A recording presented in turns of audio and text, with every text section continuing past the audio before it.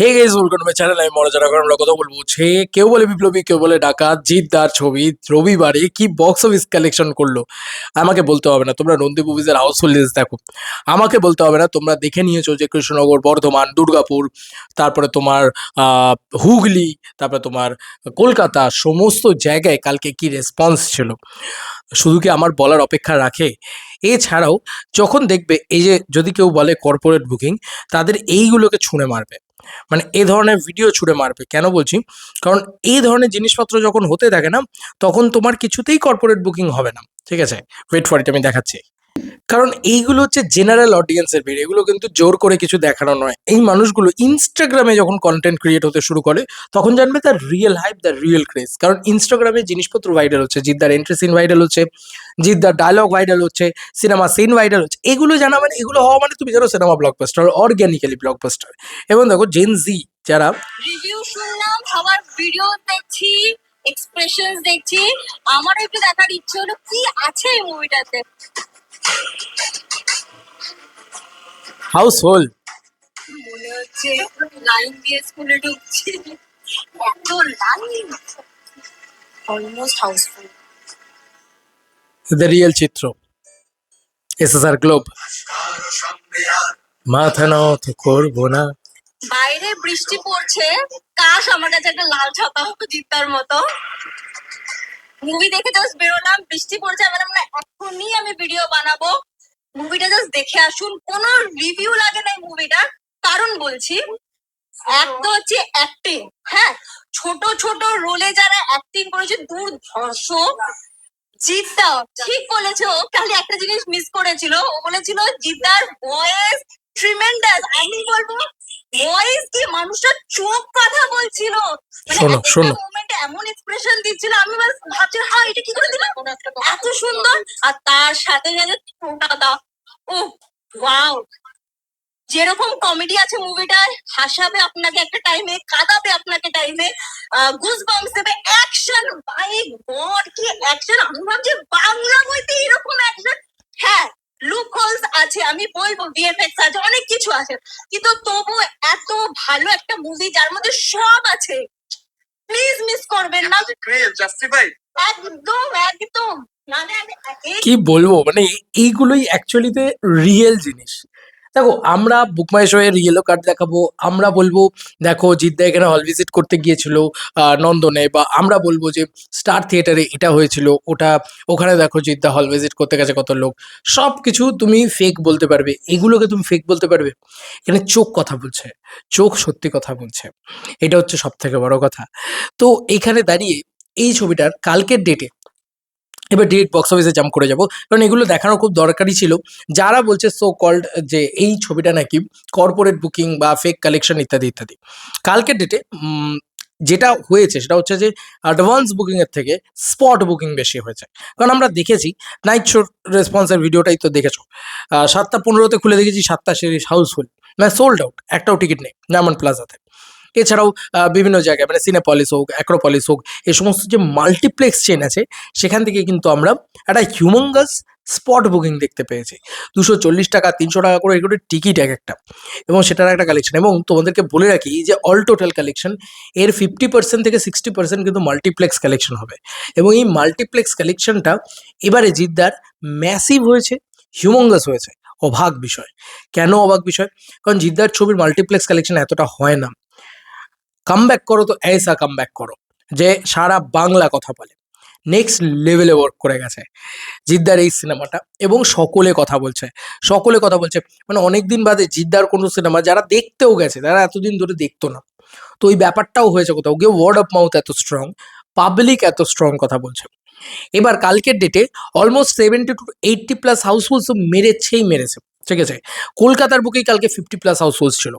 হ্যাঁ, প্রায় প্রায় 50+ হাউসফুলস সারাদিন জুড়ে, যদি হিসাব করে দেখা যায় অলমোস্ট তাই। তাহলে তুমি ভাবো আর 30টা বাইরের থেকে হবে না?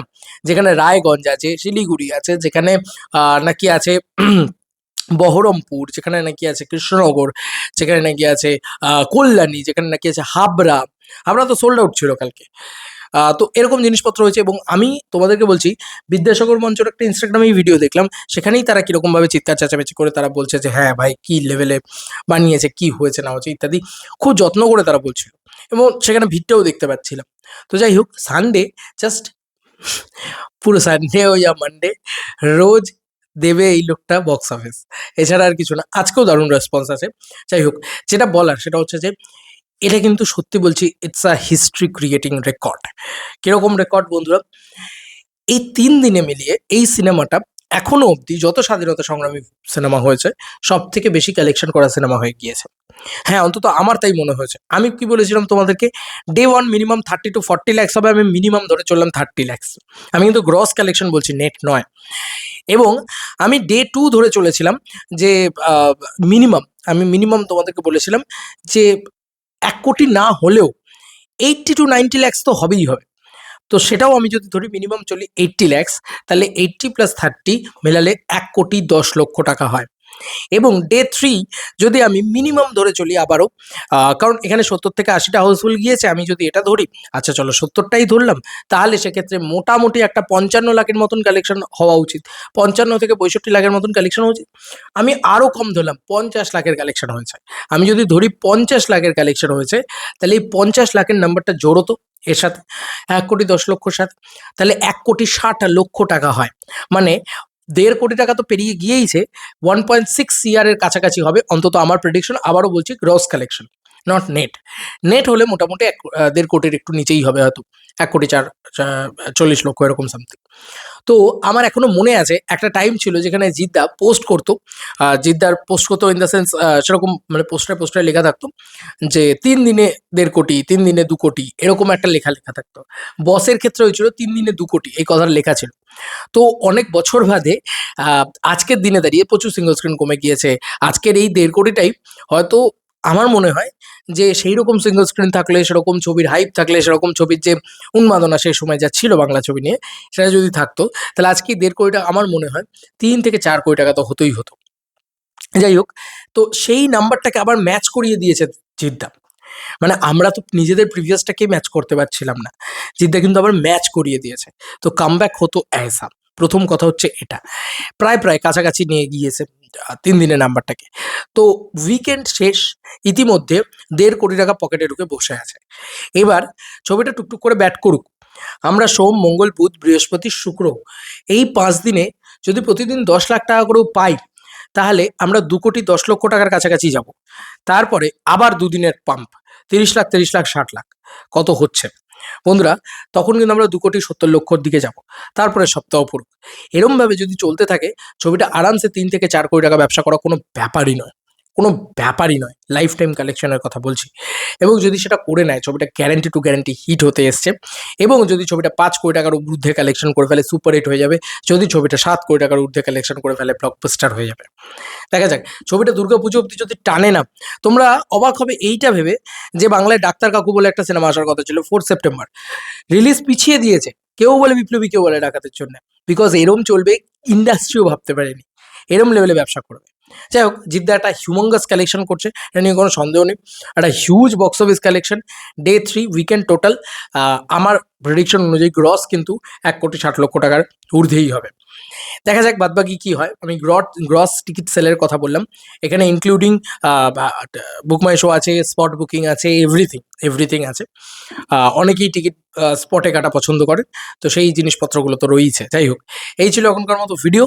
তোমাদের আর কি মতামত এন্টায়ার ভিডিওটাকে নিয়ে জানিও কমেন্ট সেকশনে। আর কারা এখনো কেউ বলে বিপ্লবী, কেউ বলে ডাকাত দেখোনি, দেখে ফেলো, কারণ এটা একটা ট্রেন্ড হয়ে গেছে। কেউ বলে বিপ্লবী, কেউ বলে ডাকাত দেখোনি, তাহলে তুমি কি করছো?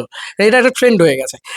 খাদানের সময় এরকম একটা ঘটনা ঘটেছিল যে একটা ট্রেন্ড হয়ে গেছিলো, ওই সিনেমাটা দেখতেই হবে, নাহলে জীবন মিস। সেরকম একটা ব্যাপার কিন্তু কোথাও গিয়ে কেউ বলে বিপ্লবী, কেউ বলে ডাকাতের ক্ষেত্রে হয়ে গেছে। সকলে এইরকম পোস্টও করছে যে খাদান দিয়ে দেবদার একটা মাস কামব্যাক, আর জিদ্দার প্রপার বক্স অফিসে কামব্যাক হয়ে গেল কেউ বলে বিপ্লবী, কেউ বলে ডাকাত দিয়ে। সত্যি বস, রাইটিং খুব ইম্পর্টেন্ট, এটাই বুঝিয়ে দিয়ে গেল। Content is the ultimate king, not really যে সবসময় বিরাট কিছু করতে হবে, বিরাট প্রমোশন করতে হবে।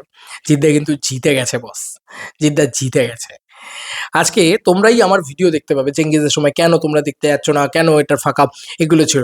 কোনো হতাশাজনক ভিডিও নেই আমার কেউ বলে বিপ্লবী, কেউ বলে ডাকাত নিয়ে রিসেন্ট পাস্টে আফটার রিলিজ। তাহলে বুঝতে পারছো যে ছবিটা কি লেভেলে বিজনেস করছে, কি লেভেলে দাপাদাপি হচ্ছে।